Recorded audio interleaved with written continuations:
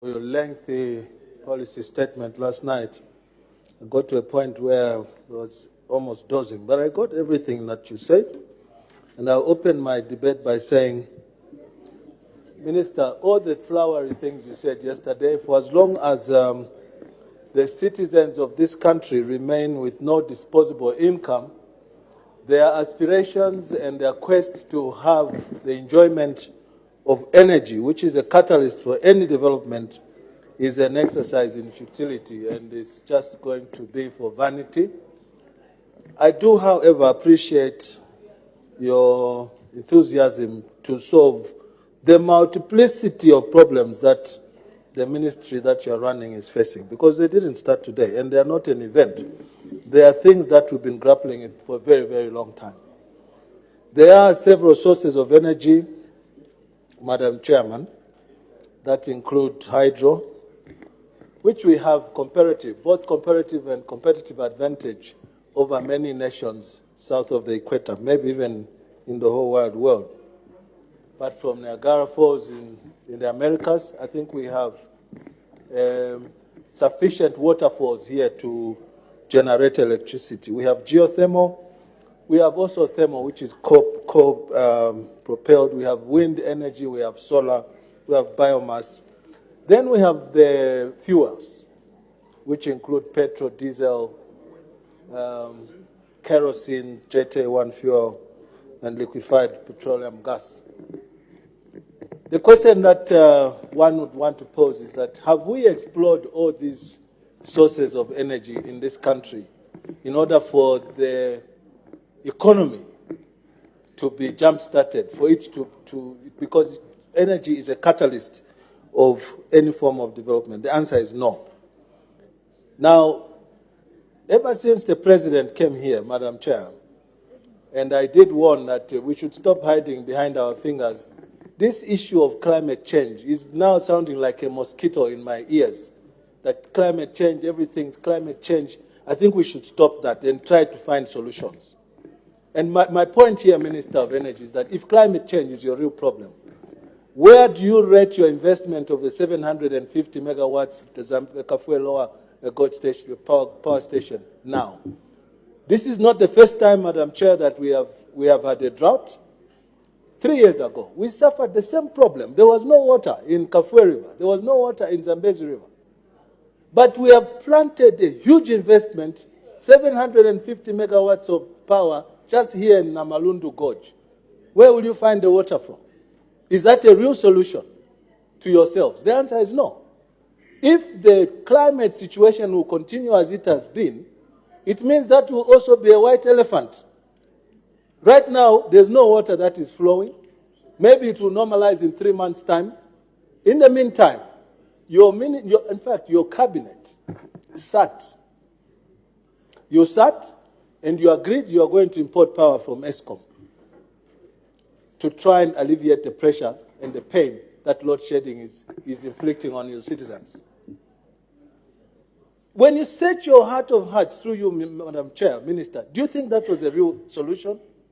2 months of importation of power with $27 million for 2 months to reduce the load shedding by 2 hours?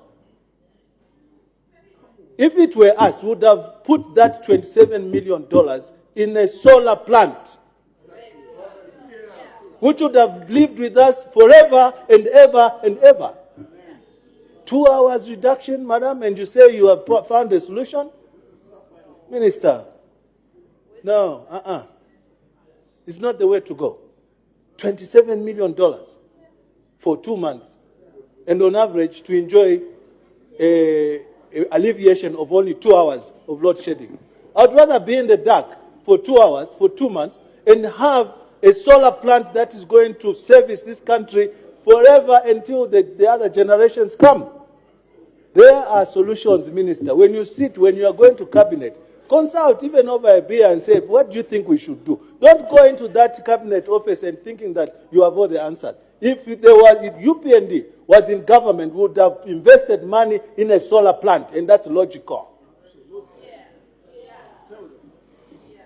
Madam Chair, I've already said that we enjoy competitive and comparative advantage over our neighbors where hydro power supply is concerned.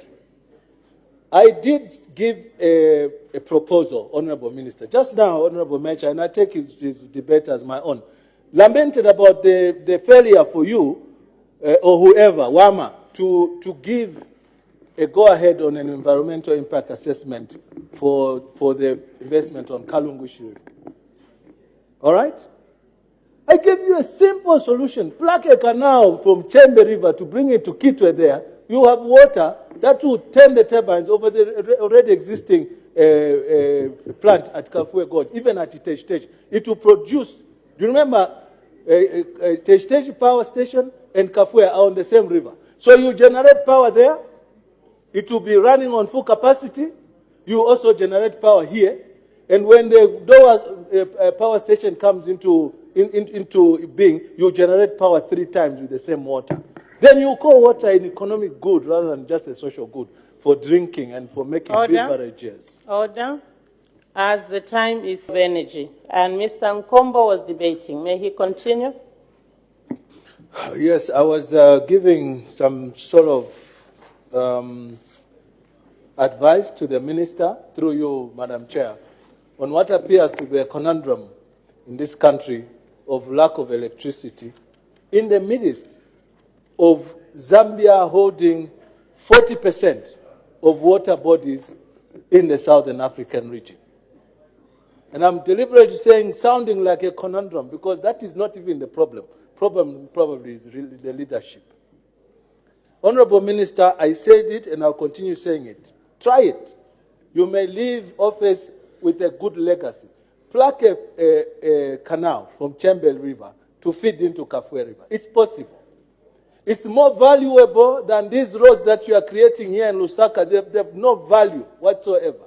These roads you are beautifying Lusaka when people sleep in the dark every day. They will appreciate you more if you are going to bring water, because the northern circuit is pregnant with water. More water than anywhere else south of the equator. They can only be equated to Lake Victoria. Do that. It won't cost you a thing. Take the matter to cabinet and say, let's try this 115-kilometer stretch and then put a spillway gate there so that in case, because the water there predominantly is just used for fishing, not so. True. So we can still get fish, but give us water. So that the investment that Honorable Mecha is trying to push for, to build a power station, let me tell you now, to build a power station like Chishimba Falls with 4 megawatts only is expensive. Much more expensive than dredging a canal there. You can do it, I know you. Send the message to your friends. Now, I want to give quickly an analysis, Madam Chair, of why I think that the problem is actually government and not the status quo of climate change, as they call it. I've taken 3 countries as an example: Kenya, Uganda, and Zambia, to give comparison on the electricity generation and installed capacity against the population. Madam Chair, in Zambia we are plus or minus 17 million. We generate hydro, about 2,800 megawatts, and at peak, we only consume 1,800. I am subject to correction. In Uganda, they generate, Madam, 900 megawatts of power only, against our 2,800. There are 41.8 million people in Uganda, against our 17 million people. And at peak, they give out 500 megawatts of power. In short, let me bring the Kenyan story. In Kenya, the installed capacity is 2,651 megawatts. At peak, they need 1,912, and there are 50 million people. We are only 17 million. And I know that most of the bulk of our power goes to the mines. Simple and straightforward.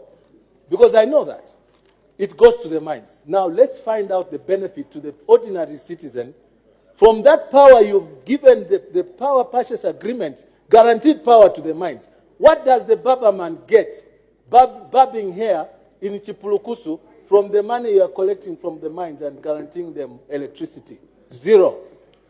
The saloon owner, your indigenous Zambian, the domestic operator, what do they benefit from those mines that you've ring-fenced to give them power at the expense of the welder in this country? You are damaging the very fabric of your GDP, per capita. You are damaging that. Because these people have now become unproductive. Madam, no one can cut hair at midnight. Because, for instance, at my house, power comes at 23 hours when we don't need it. 23 hours. Who will stand up to go and get their hair cut at 23 hours? No one. 17 million, Zambia. 41 million, Uganda. 50 million, Kenya. Against 2.8 megawatts, 2.8 thousand megawatts, 900 megawatts, and 1,912. There's a problem. Why are people not enjoying electricity? Mr. Minister, through the chair, your colleague, Honorable Mabumba, when he was in your seat, he had launched the cost of service study. You recall that? I don't know why we have not got conclusion to that. Yes, you claim that in Zambia, electricity is the cheapest. It should be. No one should argue about that. Because in Kenya, they produce power from geothermal, which is expensive, quite all right. And that's why the tariffs are higher, because they draw the power from the volcanic stone arrangements in the belly of the earth. All right? The power stations that we have here were built a long time ago. So don't compare oranges and apples and bananas to come and give us what you are calling a cost-reflective tariff. We should be guaranteed a soft tariff as Zambians because we have a comparative advantage from other people. I was still on the issue of the money you paid to ESCOM, and you called it confidential. We should not know the terms and conditions that ZESCO bought power from ESCOM. Why? Why are you making it confidential? What happened, Madam Speaker, to the money which the President illegally signed for to borrow for on behalf of ZESCO, the 500 million sovereign loan, which he signed when ministers were off? 500 million, where is it? And I want to guarantee you, in 2021, towards December, we shall bring the President to account. He's going to come and answer what happened to that money, because in the first place, we thought that you got money from the Eurobond. We know it's at Kafue Gold Lower Power Station. Fine. We'll not ask questions. What about the 500 million? Where did it go to? We'll ask you questions. You will not be there. He will be there. He will answer the questions when his immunity is removed. A point of order When is his raised. immunity Order, Honorable Nkombo, I'm speaking. Take your seat. A point of order is raised. Thank you so much, Madam Chairperson, for allowing me to reluctantly rise on a point of order. Madam Chairperson, I know wishful thinking is permissible, and it can be done in the night or during the day. But, Madam Chairperson, here we are guided as we debate to be factual. The Honorable Member of Parliament for Mazabuka, who has been making same lamentations for the past 15 years of wanting to punish who? I don't want to go into that. But is in order to come here and make false presentations in terms of amount of figures and dragging the head of state into his debate.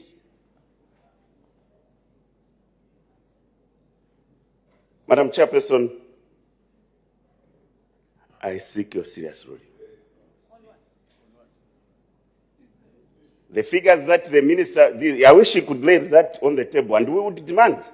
Are you done? Are you done with your point? Madam, let me be very clear, Madam Chairperson, that the figures he's quoting to have been contracted by the President must be laid on the table here.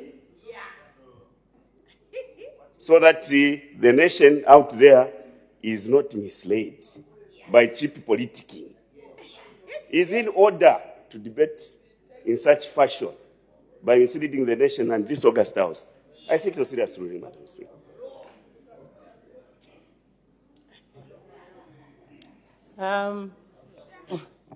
My serious ruling is that